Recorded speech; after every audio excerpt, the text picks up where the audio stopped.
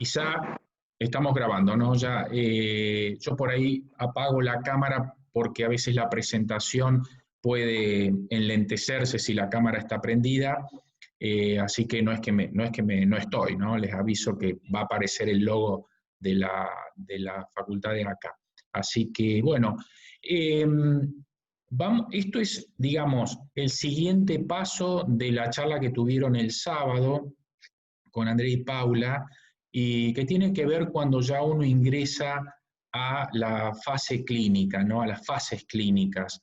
Y es todo un desafío, ¿no? La fase 1, que también vamos a ver algunos pequeños cambios en la manera de denominarla por situaciones que han pasado. Es el primer contacto de un medicamento o una molécula con un organismo humano, ¿no? Es el salto, uno de los saltos más importantes que hay, ¿no es cierto? Así que esto ustedes o lo vieron o lo están por ver, que tiene que estar, está muy bien regulado, pero en general las regulaciones van ocurriendo a medida que también van sucediendo distintos escenarios, ¿no es cierto? Como ahora vamos a mencionar a propósito de uno de ustedes que me dijo que está haciendo la especialidad de oncohematología o hematología, ¿no es cierto? Que son campos que realmente han hecho un cambio en todo lo que tiene que ver con las fases iniciales del estudio de medicamentos. Así que bueno, déjenme que vamos a compartir la presentación. Yo les pregunto, ahora les pregunto si se ve bien. Esto, díganme si se ve bien, así vamos. Sí, se ¿Lo ven? ve. Ahí se ve grande. Se ve bien. Se ve grande, bueno, entonces... Al margen, perdón, esto ya está subido, todo lo que vos me pasaste, Pablo, chicos, ya está subido en el campus, tanto esta presentación como bibliografía. Bien, entonces esto ya está en el campo, ¿no? Bueno, en primera instancia les quiero decir que esta presentación utiliza recursos de nuestros queridos formadores, como fueron el doctor Bacerque y el doctor Bolaños, que, digamos, ¿por qué yo utilizo recursos de ellos? Por dos motivos, ¿no? Uno de los motivos es porque ellos tenían más paciencia y otro, la expertise. En ambas cosas me superan largamente, ¿no es cierto? Entonces uno va utilizando esos recursos que me parece que están muy buenos. Así que van a ver en algunos que están mencionados, en general son las diapos que ustedes van a ver que están sobrepuestas, son herramientas de ellos, ¿no? Que los recordamos siempre con mucho cariño y admiración. Bueno, entonces, como yo les decía, esto es un poco de lo que vieron en el día sábado, pero para recordar rápidamente, fíjense ustedes las magnitudes que se manejan, ¿no es cierto? Desde el descubrimiento de una molécula, tenemos que hay hasta 10.000 compuestos, ¿no? Estos descubrimientos, vayan fijándose, porque esto tiene que ver con los cambios. Fíjense que esto lleva 4 a 6 años. 10.000 moléculas pueden salir de esta fase de descubrimiento y pasar a la fase preclínica. Fíjense cuántas de ellas, 250 nada más. Esta fase preclínica puede durar hasta 1 año. Y fíjense, a fase 1, que es lo que vamos a hablar, pasan 5 compuestos y entre la fase 1 y la fase 3 pueden pasar hasta 7 años, ¿no? Y generalmente de estos 5 termina solamente uno a ser aprobado. ¿Está? Entonces, en investigación, generalmente ustedes van a escuchar que el tiempo es dinero, ¿no? Todo esto lleva una inversión fenomenal. Así que fíjense cuántos compuestos de los que se inician varios años atrás llegan a la fase que vamos a comentar ahora. Otra de las cosas estos son en principio disparadores. Vamos a ver 3 o 4 disparadores. Otra de las cosas, la generalidad de un medicamento. Digamos, un medicamento, ¿a qué está expuesto? Está expuesto a procesos, ¿no es cierto? Y además algunos otros procesos que tienen con el medicamento, tienen que ver con el medicamento en sí y tienen que ver con la producción del mismo, la administración a través de distintas vías. Pero nosotros ahora nos vamos a centrar en 2 aspectos fundamentales, ¿no? Uno es la farmacocinética, ya nos vamos a ir familiarizando con la terminología. Quienes están más cerca de la farmacología esto lo van a ver e interpretar quizá más rápido, ¿no? La farmacocinética y la farmacodinamia. Los medicamentos tienen, como ustedes saben, los principios activos y los excipientes y los receptores en los cuales actúan, que pueden ser agonistas o antagonistas, y después toda lo que se llama la farmacocinética, es decir, para que a ustedes les quede conceptualmente, ahora lo vamos a ver, la farmacocinética sucintamente es todo lo que el organismo le hace a la droga o a la molécula, es decir, cómo se absorbe, cómo se distribuye, etc. Esa es la farmacocinética. Y la farmacodinamia es el mecanismo, el efecto que produce una vez ligado a los receptores. O sea que con esto les quiero decir que en la fase 1 uno explora la farmacocinética y explora el efecto, ¿no? La farmacodinamia. ¿De acuerdo? Bien. Otro disparador, y esto tiene que ver con algunas modificaciones en la terminología, ¿no es cierto?, los estudios de fase 1, o ya en alguna literatura se denominan los estudios de First in Human, ¿no? Ustedes lo van a ver, los estudios que incluyen lo que mencionaremos en breve, los estudios de microdosis. Van a encontrar que ya los denominan como estudios fase 0 en humanos, y junto con los de fase 1 tradicionales conforman los estudios First in Human. ¿Qué quiere decir? ¿Qué pasó con esto? En este estudio que se menciona acá, como ustedes ven, en Norwich Park, en el año 2006, 6 voluntarios sanos fueron expuestos a un anticuerpo monoclonal. Entonces, lo que yo les mencionaba, que tiene que ver con el avance, no solo de la tecnología, sino también del conocimiento de la fisiopatología, ha hecho que las moléculas se puedan diseñar de manera mucho más específica. Por lo tanto, estas moléculas muchas veces tienen efectos que tienen que ver con la incertidumbre, ¿no es cierto? Es decir, la probabilidad desconocida absolutamente de un riesgo que potencialmente pueden producir no han desarrollado, ¿no es cierto? Entonces, esto ha hecho que en las regulaciones, ustedes acá tienen la bibliografía, 2017 de EMEA, en las regulaciones ya se hace mucho más hincapié en el efecto que pueden tener los medicamentos sobre digamos, lo que llamamos el beneficio social. Para que ustedes se den una idea, más o menos el 8 a 10% de los estudios de primera vez en humanos llegan a una autorización para ser comercializados. Así que es muy bajo, por lo tanto, se ha tenido que enfocar mucho en el diseño, básicamente para acortar la cantidad de moléculas que pueden llegar y los tiempos, básicamente, siempre conservando el objetivo fundamental, que es el cuidado y la seguridad de los pacientes.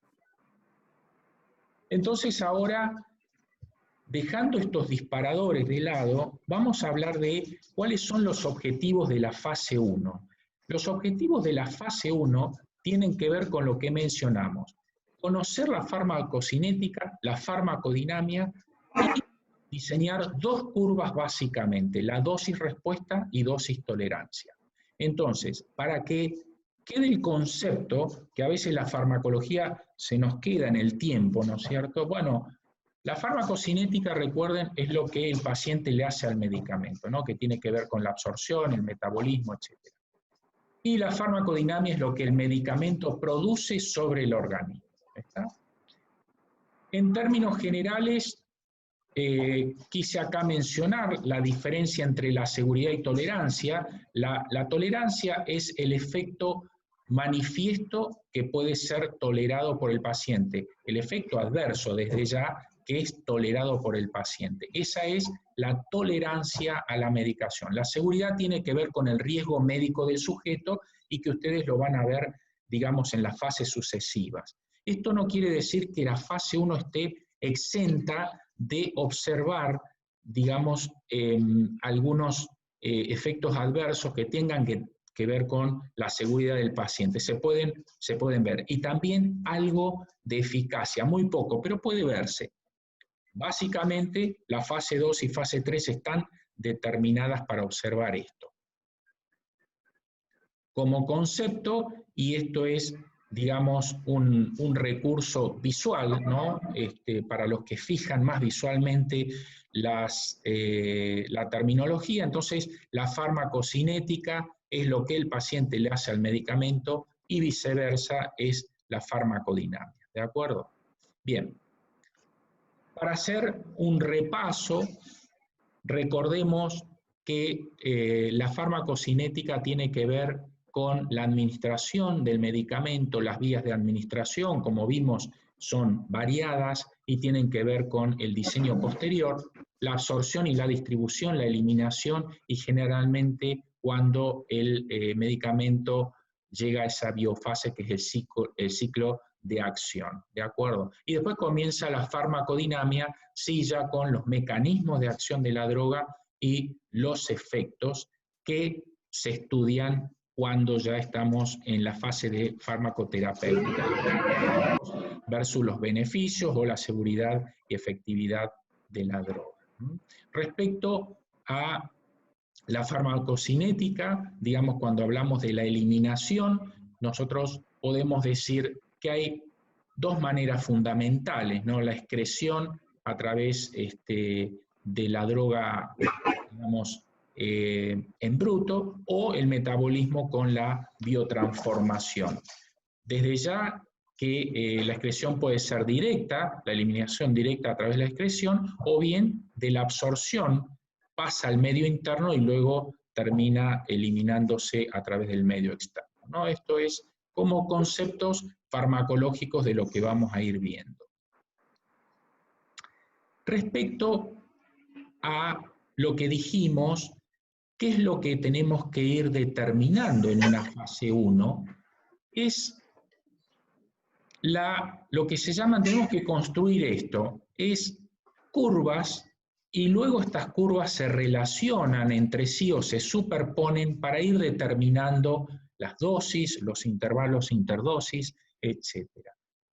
Esta primera curva, que después la vamos a volver siempre sobre esta curva, es la curva que relaciona el tiempo, ¿no?, en la concentración plasmática.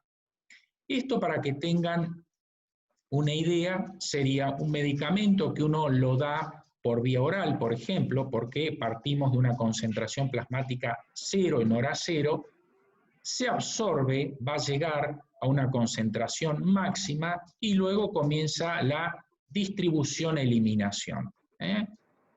Este tipo de curvas se denomina de orden 1 y tiene que ver después con la toma de decisiones. Son características farmacológicas de las drogas y el orden 1, ¿qué quiere decir?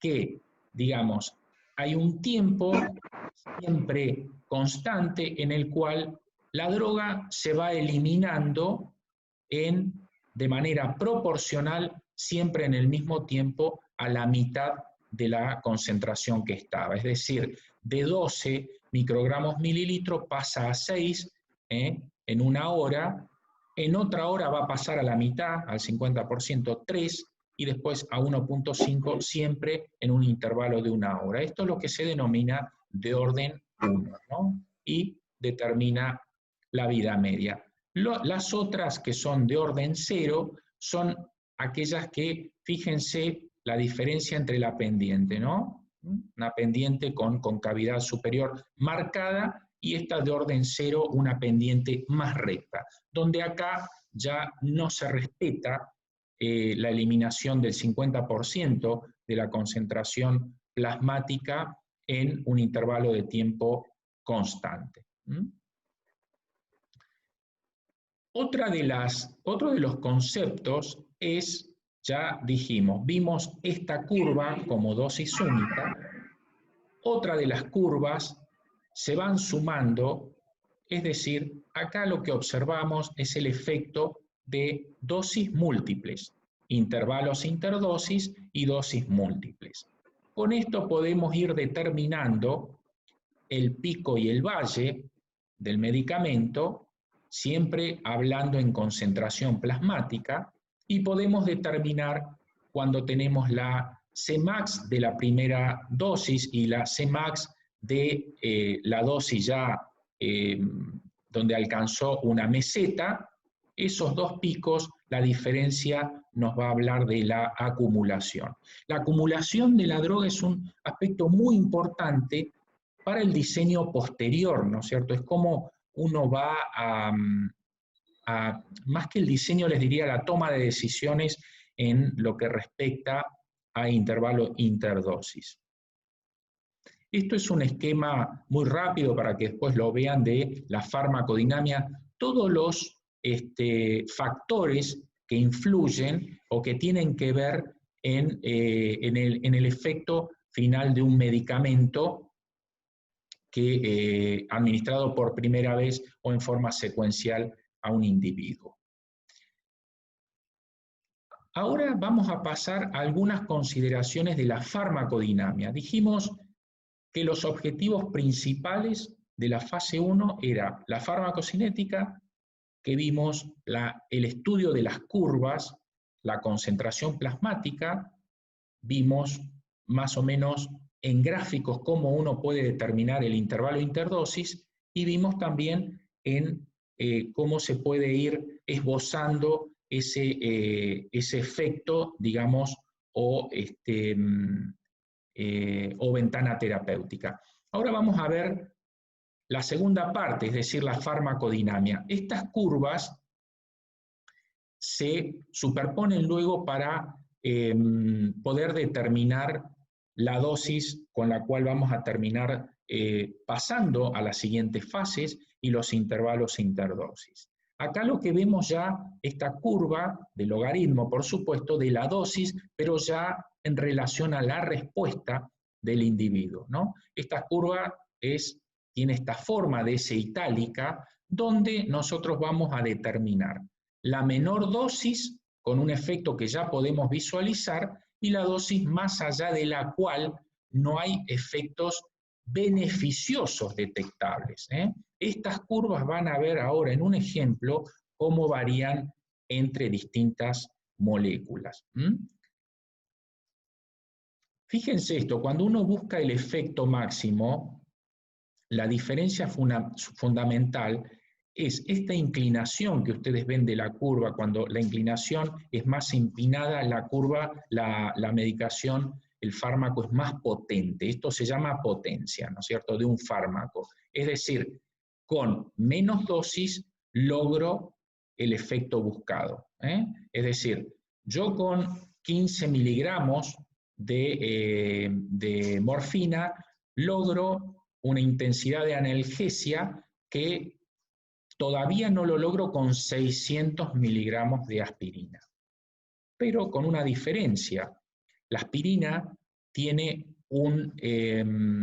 una meseta de seguridad establecida, en cambio la morfina o los símiles no lo tienen. Es decir, yo a medida que al paciente le sigo administrando dosis mayores de morfina, la intensidad de la analgesia es mayor, pero también el paso del efecto terapéutico al efecto indeseable es impredecible. Por eso la curva no tiene un plató. ¿De acuerdo? Acá ya estamos en lo que habíamos hablado de las consideraciones de lo que es ya la farmacoterapéutica, es decir, acá ya hay datos que obtuvimos y los estamos trasladando a las curvas, ¿no? Entonces, curva de primera dosis, por lo que vemos, ¿no? Por esta pancita, o sea, la concavidad superior así más marcada, parecería una de orden 0, ¿no? Y el hecho de que empiece de 0, en tiempo 0 sería de administración por vía oral, por ejemplo, y que vemos ya definido que aproximadamente a los 8 microgramos mililitros de concentración plasmática ya vemos un efecto terapéutico que buscamos. Y después, a los 15 aproximadamente microgramos, ya comienzan los efectos no deseados. Entonces, ya hemos delimitado lo que se llama ventana terapéutica de esa nueva molécula. Por arriba de lo cual sabemos que son dosis tóxicas y por debajo de lo cual son dosis subterapéuticas. Bien, habiendo hecho estas consideraciones, de las cuales vamos a volver, uno de los objetivos es determinar la dosis, uno de los desafíos es la dosis inicial de la fase 1. La dosis inicial de la fase 1 es un arrastre, una toma de decisión de la fase preclínica, de lo que ustedes vieron el sábado. Hay dos situaciones que en general se respetan para utilizar la dosis inicial de la molécula que se va a enfrentar por primera vez en un ser humano. Una de ellas es la concentración, ¿no? En lo tradicional, que es una décima a una centésima parte de la dosis sin efectos adversos observados o el nivel plasmático sin efectos adversos observados. Esa es la primera dosis en ser humano que se utiliza. En estudios oncológicos, que vamos a marcar en un rato las diferencias, la dosis inicial es una décima parte de la dosis que le produjo una toxicidad grave al 10% de los roedores o una sexta parte de la dosis que no es tóxica severa en estudios con animales que no son roedores. Estas son las dos propuestas de dosis iniciales en individuos en estudios oncológicos. Fíjense que habíamos mencionado al principio que la fase 1 se caracterizaba por individuos sanos. Bueno, ya empezamos aquí a ver algunas de las características que obviamente se tienen que incluir, sobre todo este tipo de poblaciones, los pacientes oncológicos. No podemos empezar a estudiar drogas en seres humanos oncológicas en individuos sanos. Y ahora vamos a ver el porqué de esto. ¿Cuáles son los factores que uno en general en los cuales utilizaría dosis menores?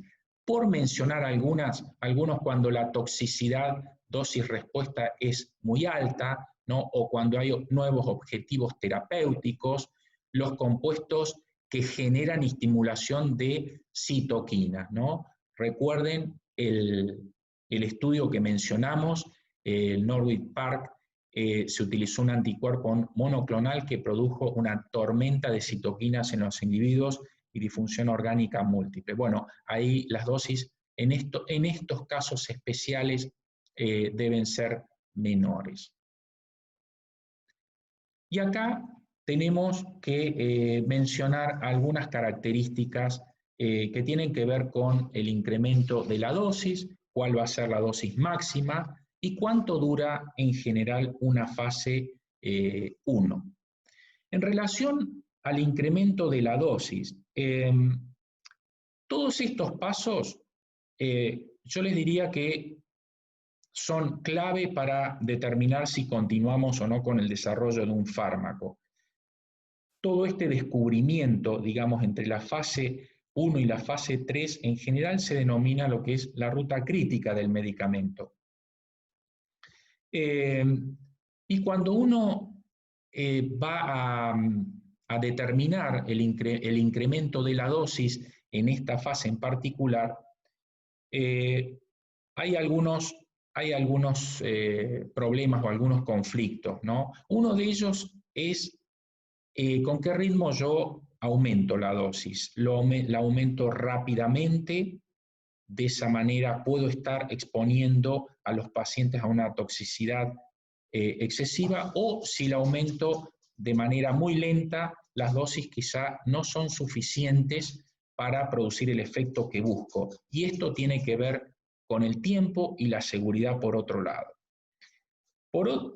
En otro campo uno dice también determinar la dosis máxima tolerada, ¿no es cierto? Es decir, esto se hace a veces dificultoso cuando los diseños tradicionales tienen un número bajo de pacientes, o bien cuando las toxicidades tienen que ver con el tiempo de exposición a la medicación. Esto muchas veces dificulta la interpretación de las dosis máximas toleradas o el ritmo en el cual uno va aumentando,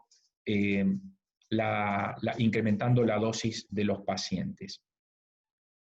En general, es por eso que ahora lo vamos a mencionar, empezaron a tener mucho lugar los estudios de microdosis. En relación a la duración de la fase 1, en general son meses o hasta un año puede durar. Con la introducción de los estudios de microdosis o fase 0 en humanos, como le dicen algunos autores, sobre todo en la bibliografía de publicaciones oncológicas, esto puede acortar los tiempos en la fase 1. De hecho, recordemos que en pacientes donde se utilizan las nuevas terapias para el cáncer, son pacientes que tienen tumores en estadio 3 o 4, ¿no? Donde el tiempo no es mucho, por lo tanto, la duración de las fases en general se acorta de esta manera. Con respecto a estos estudios que se introduce la terminología allá por el año 2004, EMEA, y ya en 2009 las ICH ya tienen, digamos, los lineamientos que hablan de este tipo de estudios. Este tipo de estudios lo van a encontrar como microdosis en los lineamientos que yo les menciono acá, pero también los pueden encontrar como fase 0 en humanos en alguna bibliografía. Se los menciono, o los estudios First in Human también pueden encontrar este tipo de propuesta, ¿no? En la bibliografía es bastante variado cómo uno lo encuentra. Este tipo de estudios de fase de microdosis tiene que ver con acortar el proceso de desarrollo y determinar una dosis segura, y además una dosis que pueda explorar un poquito más, es decir, cómo el alcance de esa nueva molécula hacia los receptores. Entonces acá vamos a tener que entender que no solamente nos vamos a guiar por las variables clínicas, acá tenemos que introducir algunos otros marcadores, como vamos a ver. Entonces, acá, ¿qué logramos con la microdosis? En general, menos pacientes, el número es menor, y se acorta el tiempo, es un tiempo exploratorio, también lo pueden, me estaba olvidando, pueden encontrarlo en la bibliografía como los IND exploratorios, también es es un sinónimo de estos diseños, y el tiempo de duración es 7 días o menos. Es muy importante en los estudios de microdosis la información de la cantidad de los datos preclínicos. Eso es sumamente importante. Y en esto también las regulaciones están haciendo mucho hincapié en la rigurosidad de los estudios preclínicos y en la adecuada elección del modelo, ¿no? A veces el modelo roedor no es el ideal, entonces también en eso tiene que ver. Pero básicamente los estudios de microdosis se hacen en pacientes, ¿no? Como, digamos, pacientes oncológicos, como mencionábamos, tiene que ver por qué. Yo necesito saber si esa molécula va a alcanzar el tumor o la metástasis. ¿Y cómo puedo saberlo? Y acá es donde yo les quería introducir el concepto de nuevos marcadores, porque vamos a tener que administrar ciertas moléculas marcadas o utilizar, por ejemplo, la tomografía por emisión de positrones que nos van a poder hablar de efecto de la droga, de llegada de la droga a ese receptor para el cual nosotros diseñamos la molécula. O bien marcados con algún radioisótopo, o bien utilizando marcadores subrogados, como pueden ser algún marcador inflamatorio o una citoquina, etcétera, ¿no es cierto? Entonces, fíjense cómo ha ido cambiando esto que siempre buscábamos una respuesta clínica o variables clínicas en general, o subrogantes de los más conocidos. Bueno, esto se ha ido modificando y tiene que la aplicación en estos estudios básicamente de microdosis y también en los continuados de la fase 1. En relación a la propuesta del incremento de las dosis, ¿no es cierto?, para volver otra vez y fijar el concepto, es una de las cosas que habíamos hablado es la exposición, ¿no es cierto? Cuando la droga, digamos, lentamente se elimina y que tiene que ver con la distribución y almacenamiento, esto dificulta mucho el conocimiento de la toxicidad, porque se puede manifestar la toxicidad por una cuestión de acumulación de la droga y no por efecto en sí de la primera dosis, ¿no es cierto? Bueno, esas son algunas de las dificultades o desafíos que plantea el incremento de las dosis, ¿no es cierto? Es muy importante la exposición de la primera dosis o dosis única, ¿no? Y el seguimiento muy estricto de la farmacocinética y los efectos adversos potenciales.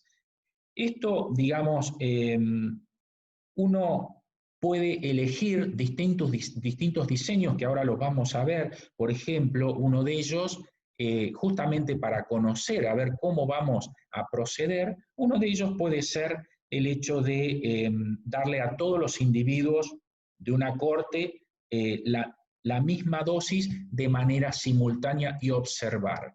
Y otra estrategia es, en una corte, es hacer, digamos, una dosificación secuencial. Es decir, a un individuo le doy y a otro no le doy hasta tanto se demuestre el efecto en el primero, ¿no? Entonces, como ustedes pueden ver, estos intervalos pueden ser fijos, ¿no es cierto? En general son intervalos fijos y ustedes pueden ver cómo, digamos, uno puede utilizar distintas herramientas para ir conociendo el efecto y eventualmente el efecto indeseable, el efecto buscado y el efecto indeseable, ¿de acuerdo? Bien, entonces, para continuar, otra de las preguntas que nos hacemos es los estudios de fase 1, ¿cuántos individuos necesito o qué tamaño muestral? Bueno, depende del diseño que utilicemos, podemos necesitar menos de 20 o entre 20 y 100 individuos. Esto van a ver ahora por qué lo mencionamos. porque tiene que ver justamente con el diseño que vamos a utilizar. Hay diseños más, más populares o más, que más frecuentemente se utilizan, y otros que se utilizan algo menos, pero dan algo más de información y requieren menos cantidad de individuos. Desde ya que antes de seguir, los estudios, este tipo de estudios, hay centros especializados que desarrollan, se dedican solamente a este tipo de estudios de fase 1 o microdosis. Los individuos son admitidos en esos centros, se internan, por así decir, y están todo el tiempo que dura la primera exposición, los primeros, digamos, los primeros dosajes y controles, todo se hace bajo estricta vigilancia. Estos no son individuos que andan como fase 2 o 3 por la calle, ¿no? Estos son individuos que se tienen que internar para hacer la primera exposición y el seguimiento posterior y la determinación de las curvas, ¿de acuerdo? Las unidades de análisis, como dijimos, son los individuos sanos o los que tienen enfermedad. ¿Y cómo vamos nosotros a determinar la eficacia de la medicación en función de la farmacocinética, la farmacodinámica, como dijimos, y la determinación de las curvas? Lo que vamos a hacer justamente, perdón, la eficacia no el efecto, lo vamos a hacer a través de todas las variables clínicas, pero también, ¿no?, de los biomarcadores, como dijimos, del PET eventualmente, o de la gammagrafía en condiciones como, por ejemplo, cuando utilizamos nuevas moléculas, sobre todo anticuerpos monoclonales o los biológicos, que tienen mecanismos de acción muy determinados y necesitamos saber si esa medicación alcanza, por ejemplo, el tumor. Entonces, acá los individuos sanos no tienen lugar, porque no tienen ese receptor que tienen los tumores, ¿no? Esto es un cambio, yo les digo, es un cambio de paradigma, porque en el corto plazo hay muchas especialidades o patologías que van a cambiar su nomenclatura porque tienen que ver con la expresión genética de genes y no tanto con la localización del tumor, ¿no? Para que ustedes tengan idea, hoy en día, por ejemplo, un adenocarcinoma que se expresa genéticamente de una manera, esté en el estómago, esté en el pulmón o esté en una mama, se puede tratar con una terapéutica similar, ¿no es cierto? ¿Por qué? Porque se apunta justamente a esa expresión que tiene el individuo con estos medicamentos biológicos. Bueno, el intervalo interdosis. El intervalo interdosis es un gran desafío, y vamos a ver acá las biotecnólogas lo van a identificar rápido. El intervalo interdosis es difícil, ¿no es cierto?, de hacer. ¿Por qué? Porque ¿cuál es el objetivo? El objetivo es lograr efecto. El objetivo es que el paciente pueda recibir la droga con seguridad, pero también el objetivo es la adherencia al tratamiento. Si nosotros estamos investigando una droga que finalmente la va a tener que tomar cada 4 horas, como pasó, por ejemplo, con el captopril, el primer inhibidor de la convertasa que salió, el captopril, se tomaba cada 4 horas. Entonces, yo los invito a que solamente imaginen la adherencia al tratamiento cada 4 horas de una medicación, ¿no? Casi cero. Bueno, entonces el desafío hoy en día es de elegir intervalos interdosis que tienen que ver con que la medicación esté dentro del rango terapéutico o dentro de la ventana terapéutica y que pueda lograrse, digamos, una buena adherencia el día de mañana, cuando ya salga al mercado la droga, y lograr una buena adherencia. ¿Cuándo logramos una buena adherencia? Y cuando el medicamento se da una vez al día, ideal, o 2 veces al día. Después de 2 veces al día, ya 3 veces al día, en forma crónica, es muy complicado. Entonces, fíjense, vuelta nuevamente a este tipo de curvas, ¿no? Como dijimos, este medicamento, por ejemplo, como ven, al contrario del que vimos primero, tiene una ventana terapéutica más generosa, ¿no es cierto? Es más amplia. Esto, por ejemplo, tiene que ver con la aspirina, digamos, ¿no? Tiene una ventana terapéutica más amplia, no es el caso de la morfina como vimos. Y acá sí la biotecnología tuvo un rol realmente muy importante en la elección, digamos. Primero había un desafío. Las dihidropiridinas, cuando salen al mercado, había que darlas cada 6 horas, ¿no? Cada 6 horas. Por lo tanto, la adherencia al tratamiento era muy baja. Entonces dijeron, bueno, vamos a dar el doble de dosis, pero cada 12 horas. Fíjense lo que pasa, ¿no? Acá, primera dosis, dosis repetida. Acá estamos en el rango terapéutico, ventana terapéutica, pero estos individuos pasaban mucho tiempo en una zona de toxicidad, de efectos adversos. ¿Está? Entonces, acá la biotecnología hizo esta transformación, a mi manera de ver, fabulosa. El mismo medicamento, ¿no? con un diseño que tiene que ver con la biotecnología, un diseño del comprimido cápsula, se logra una liberación prolongada con concentraciones mucho más estables la mayoría del tiempo en la ventana terapéutica, si no todo. ¿De acuerdo?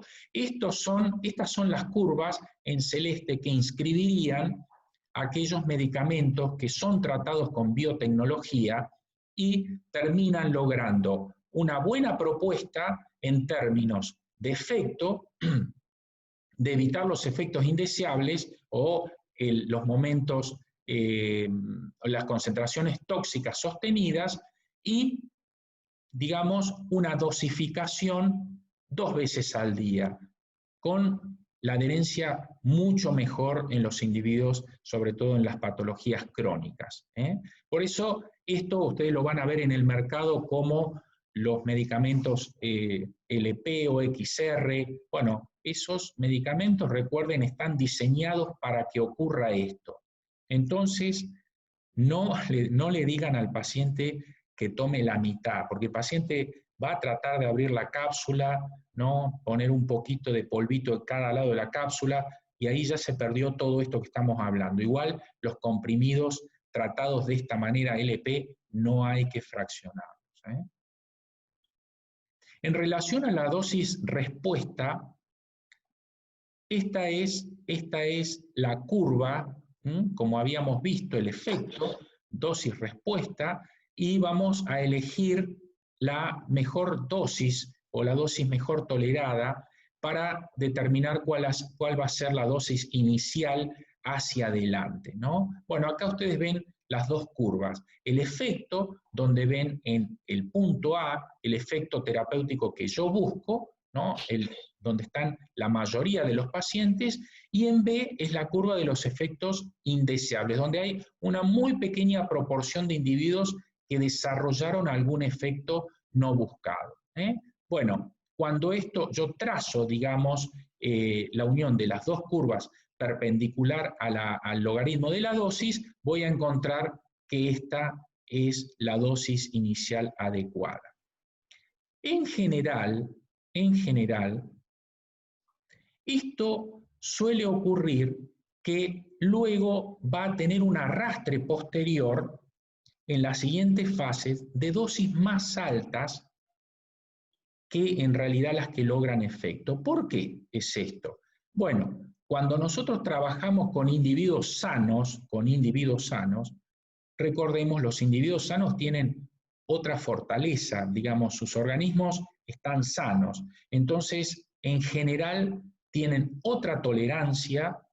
Entonces, esto hace que las dosis sean mayores para lograr algún efecto o los efectos indeseables, que probablemente la que necesiten individuos más debilitados como uno utiliza en fase 2 o fase 3. Entonces, esta es la explicación porque en general hay muchos medicamentos que ustedes van a ver que con el paso del tiempo las dosis se fueron bajando, ¿no?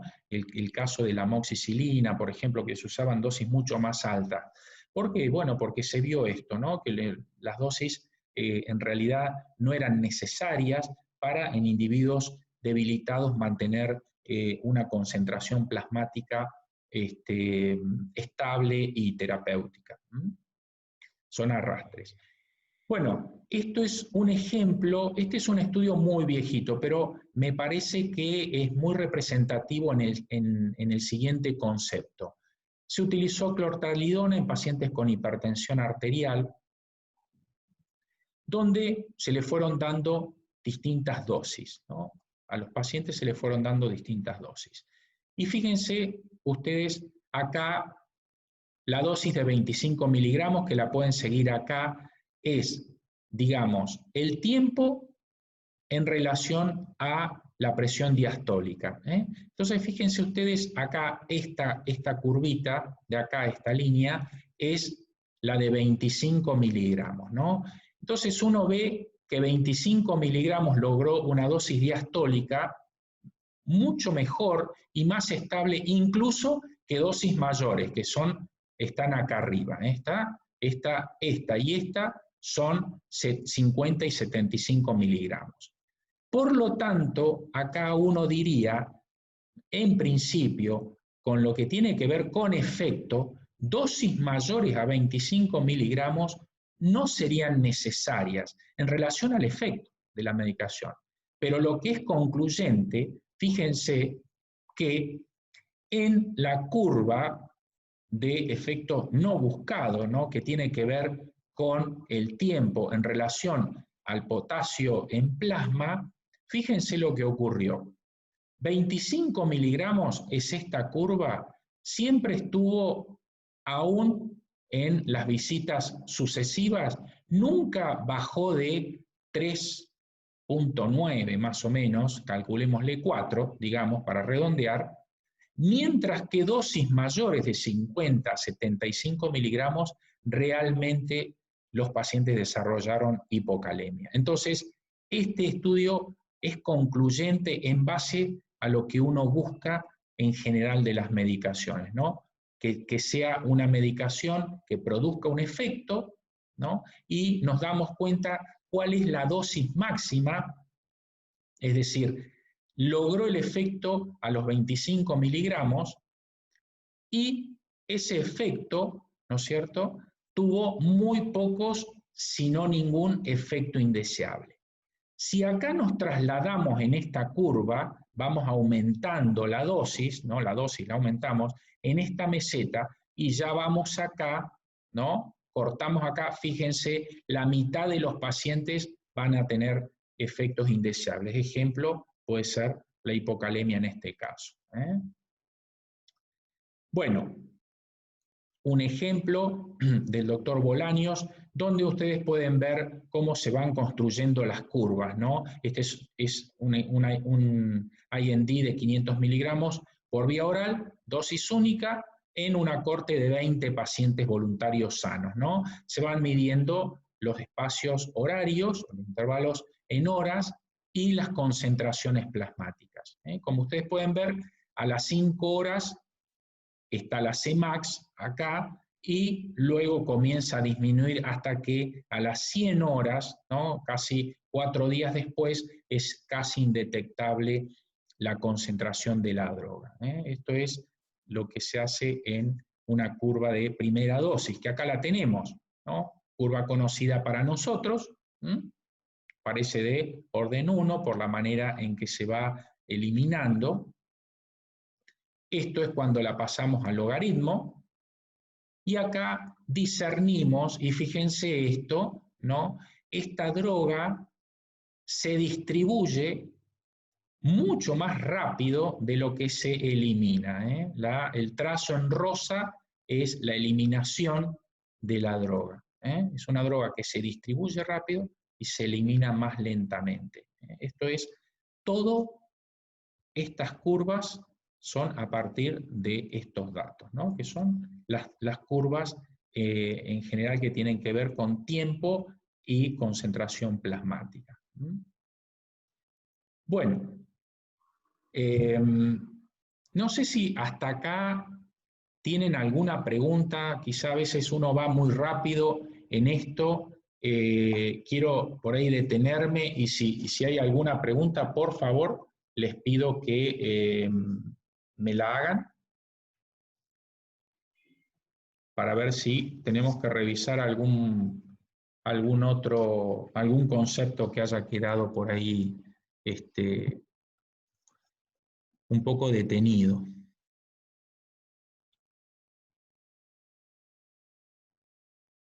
No hay preguntas. Bárbaro. Bueno, y ahora vamos a cerrar esta charla con los diseños en la fase 1.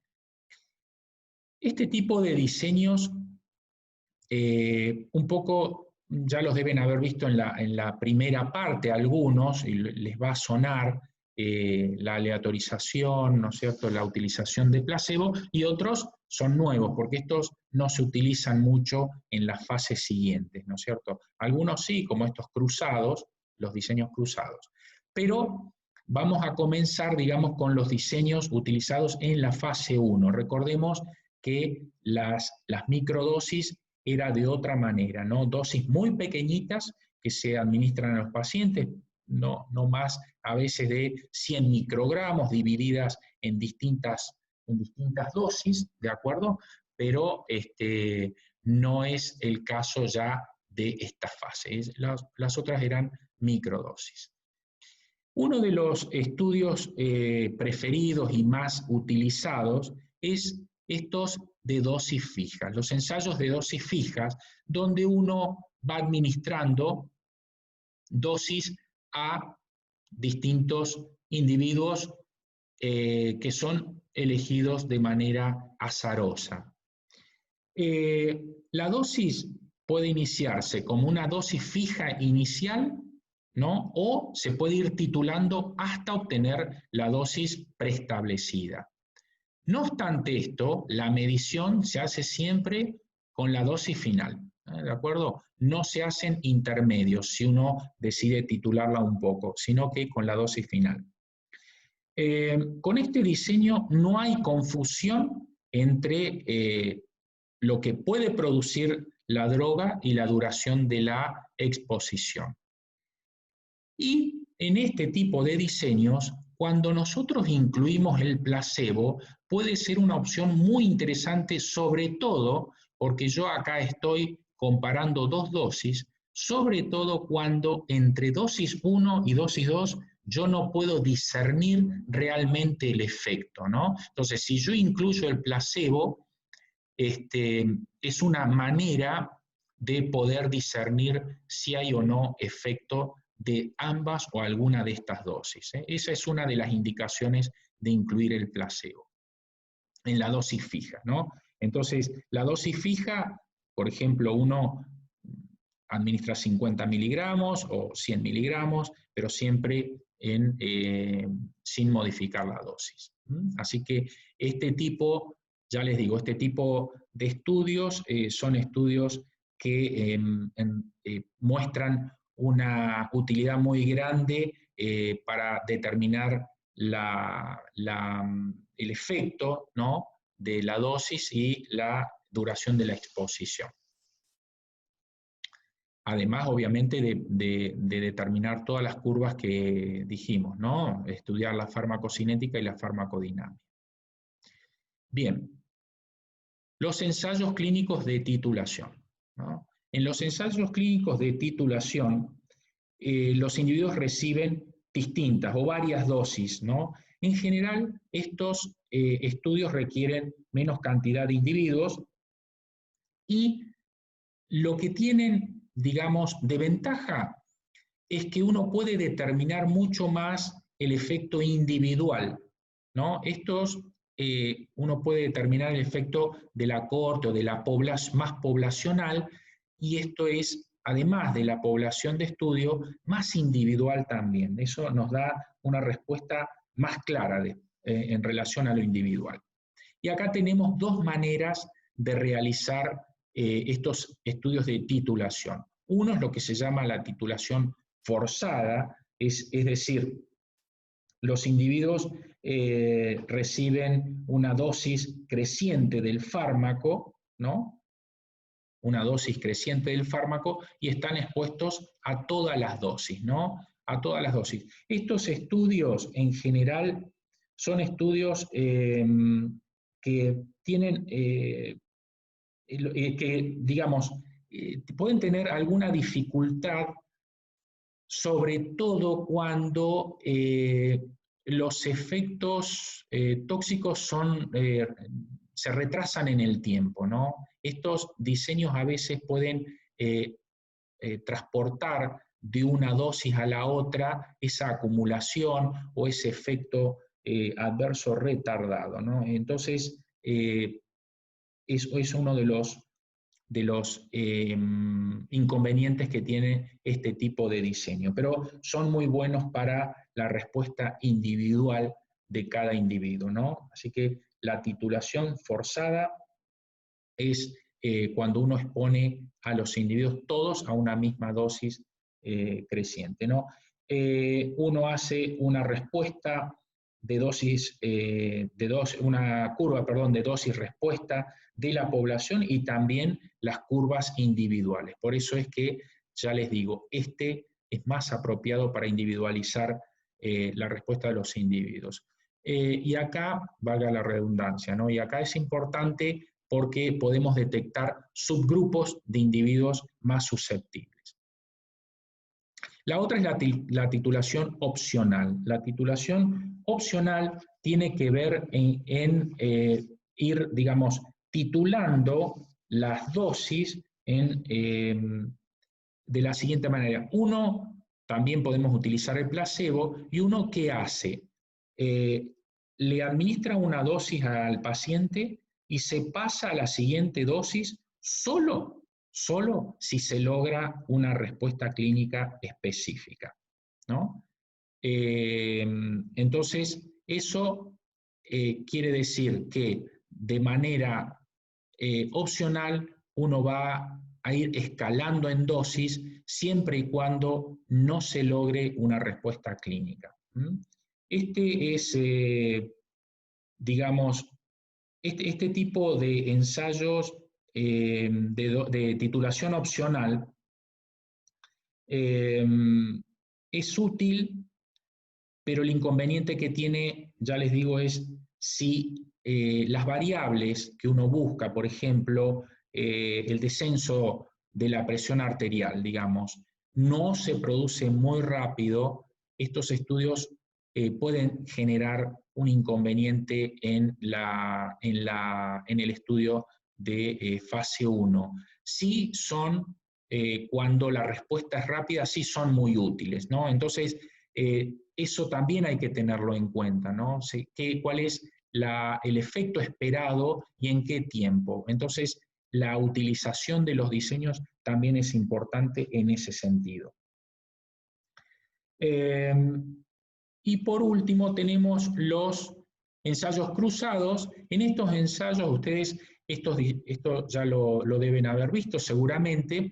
En estos ensayos, uno que hace ambos grupos los somete a la misma dosis, perdón, no a la misma dosis, sí, en forma secuencial, ¿no? A una dosis primero a un grupo y otra dosis al otro grupo. Luego, seguido en el tiempo, se hace un periodo de descanso o de vacación o washout y se cruzan y se utiliza la dosis que se utilizó inicial en el grupo 1, supongamos, la pasamos al grupo 2 y en el grupo 2 pasamos a la dosis del grupo 1. Estos también, este tipo de ensayos de diseño cruzado, de dosis-respuesta, también es muy útil siempre y cuando el efecto se desarrolle rápidamente, ¿no? Y la condición del individuo, la condición clínica, también vuelva a lo basal de manera rápida, ¿no? Es decir, en ese periodo de washout uno espera que la condición clínica del paciente vuelva a la condición en la cual se parte, ¿no es cierto? Entonces, eso es muy importante.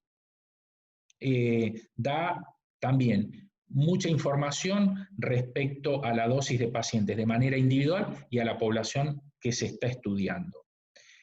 Puede haber, como mencionamos en algunos de los anteriores, también dependiendo de la farmacocinética y farmacodinámica del fármaco, puede haber arrastre, ¿no es cierto?, del efecto y no son muy útiles, no son adecuados cuando utilizamos drogas con efecto prolongado. No son los diseños que uno utilizaría. Pablo, una consulta. Sí. ¿No sería, por ejemplo, si la dosis 1 no da resultado y la dosis 2 está produciendo el efecto que buscamos, ¿no sería poco ético sacarle a ese grupo de pacientes esa dosis y ponérsela en el otro que se vio que no tiene mucho efecto? A ver, vos me decís de los diseños cruzados. Sí. Sí, bueno, vos fíjate que el objetivo principal de la fase 1 es conocer la farmacocinética, la farmacodinámica, también la curva de dosis y dosis-efecto, ¿no? O dosis-tolerancia también, o dosis-respuesta.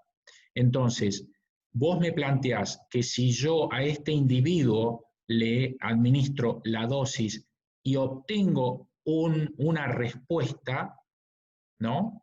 Es así lo que entiendo. Si después lo cruzo y le doy la dosis baja o más baja, que en el otro no obtuve respuesta, sería antiético. ¿Esto entendí así? ¿Está bien? Claro, sí. Bueno, no, en realidad no es antiético. Antiético sería si vos detectás que hay toxicidad y, digamos, administrarle al otro, que ya sabés que le va a producir toxicidad a la dosis más alta, eso sí sería antiético, porque vos ya detectaste que eso está produciendo. Ahora, en este sentido, si es una dosis que todavía vos estás explorando, y no tiene el efecto esperado en principio, porque ojo que esto puede, cuando uno los diseños los hace cruzados así, puede obtener respuesta, ¿no? Nunca, esto es incertidumbre, ¿eh? Acuérdense que siempre trabajamos en la incertidumbre. Entonces, de esta manera, cruzando estos diseños, recuerden, se necesita pocos pacientes, esto hace que al utilizar este cruzamiento, hace que la población de pacientes sea menor. Los datos son mayores, ¿no? Se obtienen muchos datos individuales y poblacionales, pero básicamente la limitación que tienen es cuando el efecto es prolongado. Pero podemos obtener al cruzar, aún con la dosis que en un grupo no produjo un efecto esperado, en el otro grupo lo puede producir, ¿no? Igual estos estudios se utiliza aleatorización, ¿no? Al tener diseños cruzados, ¿no? O sea, los grupos no son elegidos de manera, las muestras no son elegidas de manera no probabilística, ¿no? Se utilizan de manera probabilística. Pero, ¿Puedo decir algo? Sí. Que bueno, nosotros vimos un poco estos diseños y también hay una clave en lo que vos comentabas, Pablo, que es el periodo de washout, y además pensamos que estamos en fase 1, donde claro, los objetivos acá todavía no son terapéuticos, sí se busca ver respuesta, pero en relación a la dosis, por una parte, y por otra parte, este periodo de washout, que tiene que ser suficientemente prolongado justamente para lograr eso, el washout, el lavado de la droga. Una de las restricciones es que tenemos que poder aplicarlos en pacientes o en voluntarios, según el caso, pero que puedan estar en un periodo de lavado, o sea, un periodo sin que sean tratados, ¿no? Entonces me parece que un poco también se responde por ahí, ¿no?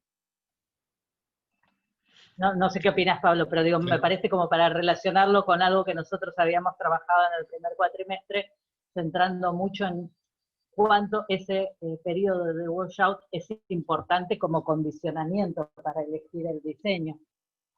Claro, exactamente. Digamos, pues está muy buena la intervención, André, porque primero los objetivos son diferentes, ¿no? Acá es dosis-respuesta, ¿no?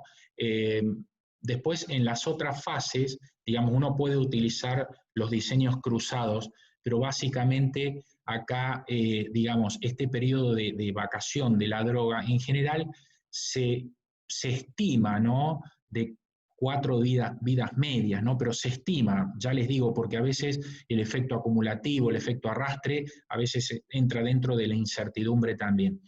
Y en este periodo, como dijimos, el individuo tiene que volver a su condición basal más o menos rápido, porque si no, también, si hay una prolongación de volver a la situación inicial del individuo, no se puede volver porque puede haber sumatoria de efectos, ¿no? Pero una vez más, recuerden que el objetivo en este tipo de fase, en la fase 1, es buscar la dosis que produce la respuesta en el individuo, ¿no? Así que es por ahí la respuesta es la respuesta clínica, en principio en individuos sanos, pero ya les digo, en individuos con patología previa, por ahí uno no utiliza este tipo de diseño. Por eso hay distintas herramientas de diseño como para que uno los pueda aplicar a los individuos ya con patología, ¿no? Porque ya la fase 1 incluye individuos enfermos como vimos, ¿no? Donde los tiempos obviamente no son para todos iguales. Y es más, en general, ustedes saben que la fase 1 es la única fase en la cual los lineamientos éticos y regulatorios permiten una contribución económica a los participantes. Es el único momento, no en las fases siguientes. Entonces, estos son individuos sanos que se exponen por primera vez, pero también se empezaron a incluir los individuos con patología, por esto que hablamos hace un rato, ¿no? Hay patologías que solamente uno puede estudiar la droga y todo el alcance de esa droga si el paciente tiene la patología, por ejemplo, un tumor, ¿no? Ya sea un tumor sólido o un tumor de la sangre, uno necesita saber si esa molécula va a llegar, o sea, necesito saber la dosis y qué efecto tiene. Después, en los estudios de fase 2, fase 3, no se olviden que uno que busca sobrevida, ¿no? O sea, los puntos finales duros es la sobrevida libre de enfermedad o libre de síntomas que no tiene nada que ver con los objetivos en esta primera fase, que puede ser que la molécula esa alcance el tumor, ¿no? Que concentre en base a los biomarcadores o a los estudios, digamos, por emisión de positrones o gammagrafía, que la medicación alcance el sitio de acción. Bueno, y ahí ya definimos dosis-respuesta, ¿no? Pero eso es lo que estamos buscando, ese objetivo, no la respuesta clínica todavía.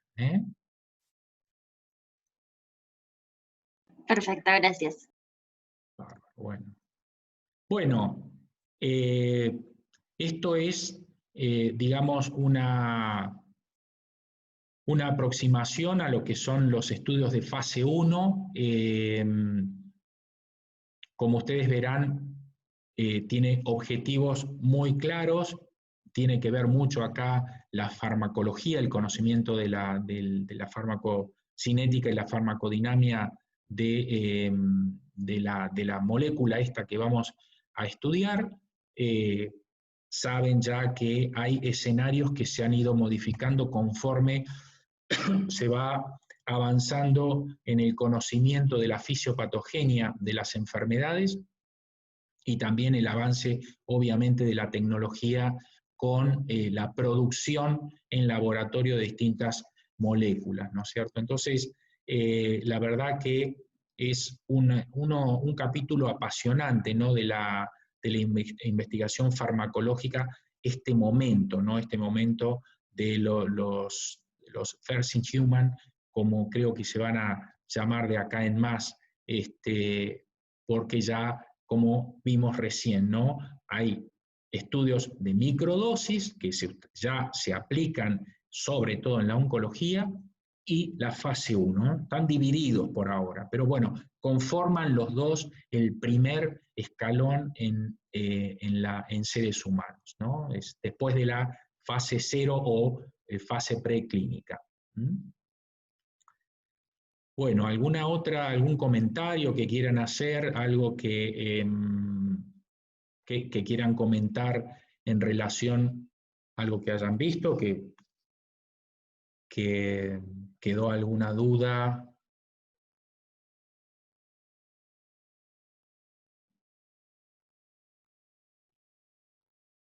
Es un momento de silencio, ¿no? Estamos en silencio. El silencio, me siento solo en este momento, así que si alguien quiere decir... No, tengo no, dudas. Pablo, muy claro, la verdad que es muy clara. No, estamos. Prendo la cámara, Pablo, para que veas que no estás solo. No estoy solo. Estamos todos Estamos acá. todos. Lo que pasa es que si todos prendemos la cámara... No, está bien, no, les agradezco, porque son momentos en los cuales uno necesita contención, no se olviden, ¿eh? Estamos todos... Bueno, bárbaro. Nosotros Entonces, que somos viejos, Pablo, me acordé de Solos en la Madrugada.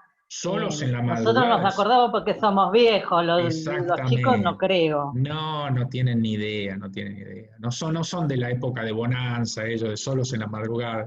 Son otras épocas. Son otras épocas. Bueno, bárbaro. Entonces, espero que haya sido orientativa